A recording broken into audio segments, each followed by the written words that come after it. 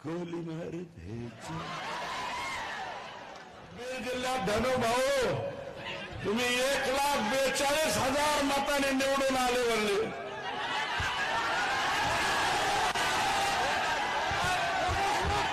शाही एकाने लावायची शाही आणि 330 बुथापैकी 230 बुथ जर ताब्यात असतील बोगस मतावरचे तुमचे निवडणूक आहे. अरे हे काय हे राजेसाहेब देशमुख आहे ना इथं. मतदानाच्या दिवशी याला बदलते ऍडव्होकेट माधव जाधवला बदलते. एक पोरगे फडका काय त्याचा बाप. और गाड्या पूजिताने सुद्धा तुम्ही बोर काढता. गाड्या पूजिताने परत एखाद्या चौकात ठोय गोली मार भेजो में भेजा जो करता है असं कोणतं तरी सत्य का काय पिक्चर मध्ये गाणं. या बीड जिल्ह्यामध्ये गोली मार किधर भी हो गया. 1200 ते 1300 लायसन ज्या ज्या कलेक्टरांनी दिले, ज्या ज्या एसपींनी त्याला संमती दिली आणि ज्या डीवायएसपींनी त्याला मान्यता दिली, या सगळ्यांवर कारवाई झाली पाहिजे असं माझं मत आहे. अरे आम्ही 5व्या टर्मचे आमदार झालो, अजून आम्हाला सुरक्षा द्या असे म्हणायचे पाळी आमच्या. आणि ज्या दिवशी कोणी गोळी घालणारे जो गोली पे हमारा नाम होगा उसको कोई भी नहीं रोक सकता रे. मला घाबरायचं नाही. ते जे झालंय संतोष देशमुखला ज्या पद्धतीने मारलंय. अरे 2 लिटर रक्त त्याच्या बॉडीमध्ये, 56 ठोके 6 जणांचे, 56 गुणिले 6 म्हणजे किती ठोके मारले त्याला तुमचं तुम्हीच गण. 350 ठोके तुम्ही दिले. आणि त्याला दिल्याच्या नंतर सुद्धा 12 तारखेला माझा सवाल आहे आमच्या पंकुताईंना. पंकुताई मला सवाल आहे तुमचा. संभाजीनगरला तुम्ही एअरपोर्टवर उतरला. 12 तारखेला तुम्हाला 12 डिसेंबर ही गोपीनाथजी मुंडे साहेब यांची जयंतीचा दिवस मान्य करतो मी. तुम्हाला जायचं होतं तिकडं म्हणून वाकडी वाट करून तुम्ही संतोषच्या घरी का गेला नाही. तो का नाही गेला हा सवाल आहे माझा. तुम्ही का गेला नाही. किंवा फक्त बोलतात कोरडं का. धनुभाऊ तुम्ही जे बोललात ना गोपीनाथ गडाचे, अरे गोपीनाथ मुंडे कोण. गोपीनाथ मुंडेंनी त्यांच्या कालावधीत मटक्याचा खटका बसवला. मुंबईतलं गँगवॉर कुणी जर बंद केलं असेल तर ते गोपीनाथराव मुंडेंनी बंद केलं. गोपीनाथांच्या बरोबर सुद्धा आम्ही 10 वर्ष काम केलं. तो अनुभव वेगळा आहे. तुमच्या पुढे अनुभव काम करणं वेगळं आहे. तुम्हाला चांगले मोठाले आणि जे माणसं चांगले आहेत पंकुताई, तुम्हाला माणसं जमत नाहीत. तुम्हाला असे पाहिजे जी हुजूर जी आमची औलाद जी हुजूर करणारी नाही. आमची औलाद स्वाभिमानी औलाद आहे. तुमच्या पुढे जी हुजूर करणार नाही. आजपर्यंत केला नाही आणि उद्या बी कराच करणार नाही. भले राजकारणात बाजूला जाऊ. परंतु पंकुताई तुम्ही जसं यायला पाहिजे होतं तुम्ही आल्या नाही. चुकलात. याचं उत्तर द्या. काय असेल देऊ वाटलं तर द्या, नाही तर अपेक्षा मी नाही. नाहीच भेटायला आला तर अपेक्षा काय तुमच्याकडून. किमान तुमच्याकडून अपेक्षा होती पण ते नाही.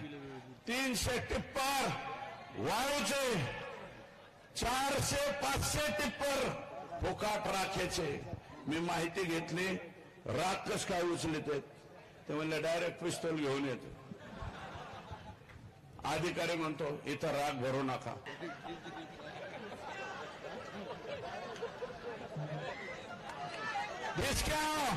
अशा प्रकारची भाषा, ढिसकावची भाषा त्या ठिकाणी होती. काय करीन, 4 लोक काय करतील? 50 लोक जर बगाट होऊन पिस्तूल हे घेऊन, अरे राख म्हणजे आमचीच आहे. 1 रुपया थर्मलला न भरता 2002 सालापासून अव्याहतपणे 500 ट्रक फुकट चालल्यात. त्याचं उत्तर काय? मग पंकुताई 14 ते 19 तुम्ही होत्या, तुम्ही का बंद केलं नाही? त्याचं कारण आहे की हे धनुभाऊंचं घर वर आहे, पंकुताईंचं घर खाली. खाली हे सकाळी चहाला असतात आणि दुपारच्या नाश्त्याला वर असतात. आणि धनुभाऊ, पंकुताई, धनुभाईंनी तुमचं सगळंच काढून घेतलेलं तुम्हाला मिळच नाही लागलं. सगळे झंटा फंटा आटम उधर है. आणि हा सगळा झंटा फंटा आटम कोण सांभाळित होता? आका. याला नाव घेत हे तुम्ही. आमदारकी सुद्धा मी नाही म्हणलं, पंकजाताई म्हणलेत भाड्याने दिली, म्हणजे मंत्रिपद.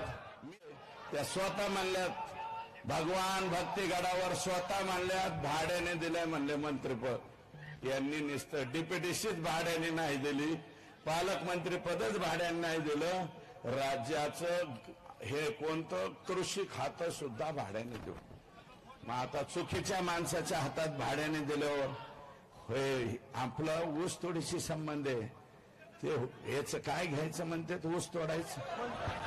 हार्वेस्टर, त्या हार्वेस्टरला 4 लाखाची सबसिडी केंद्र सरकार आणि राज्य सरकारची, 40 लाखाची 4,000 चालव.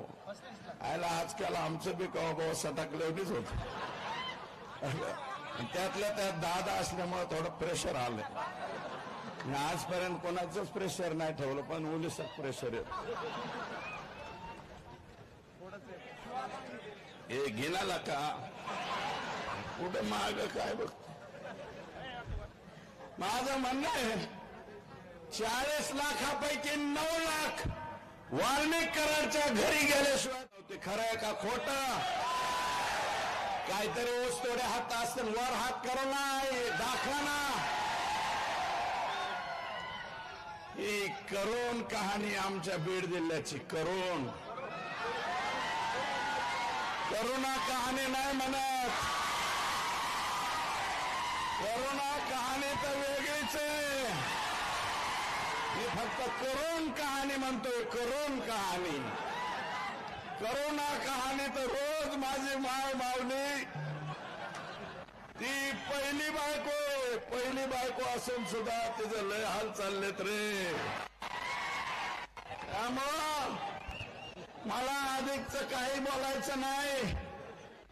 भाऊ, तुम्ही जे बोलतात ना तर चुकीचं. राखेमुळं दमा, त्वचेचे आजार व्हायला लागले परळी तालुक्यातल्या लोकांना. कोणी काही बोलत नाही. वाळू बिंद आणि दहीफळे नावाचा एक कोणीतरी पियाय शिरसाळ्याला. खरं आहे का खोटं एवढं सांगा. शिरसाळ्याचं काढलं. शिरसाळ्याचा दहीफळे पक्षाचं कार्यालय असल्यासारखा वागतो. प्रकाश दादा, तुमचा पक्ष फार मोठा हो असा.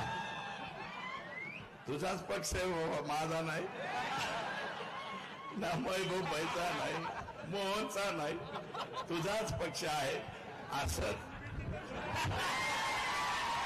वाढवा पक्ष, दहीफळे सारखे आनंद पक्ष वाढा. अरे अख्ख्या 300 ट्रक दहीफळेच्या मार्गदर्शनाखाली, 500 ट्रक दहीफळेच्या मार्गात. इलेक्शन मध्ये कोणी काय बोललो, चुप बैठो नाही तर कौन कोटूंगा.